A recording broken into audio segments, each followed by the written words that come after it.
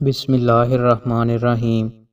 رسول اللہ صلی اللہ علیہ وآلہ وسلم نے ارشاد فرمایا، اللہ پاک فرماتا ہے کہ انسان کا ہر نیک عمل خود اسی کے لیے ہے مگر روزہ کہ وہ خاص میرے لیے ہے اور میں ہی اس کا بدلہ دوں گا۔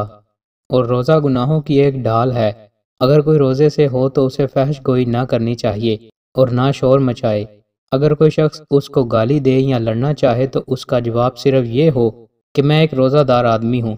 اس ذات کی قسم جس کے ہاتھ میں محمد صلی اللہ علیہ وآلہ وسلم کی جان ہے، اس ذات کی قسم جس کے ہاتھ میں محمد صلی اللہ علیہ وآلہ وسلم کی جان ہے، روزہ دار کے منہ کی بو اللہ تعالیٰ کے نزدیک مشک کی خوشبو سے بھی زیادہ بہتر ہے۔ روزہ دار کو دو خوشیاں حاصل ہوں گی، ایک تو جب وہ افطار کرتا ہے تو خوش ہوتا ہے، اور دوسرے جب وہ اپنے رب سے ملاقات کرے گا تو اپنے روزے کا ثواب پا کر خوش ہوگا۔ دوستو، مزید اچھی ویڈیوز کے لیے ہمارے چینل کو سبسکرائب لازمی کریں۔ بہت شکریہ۔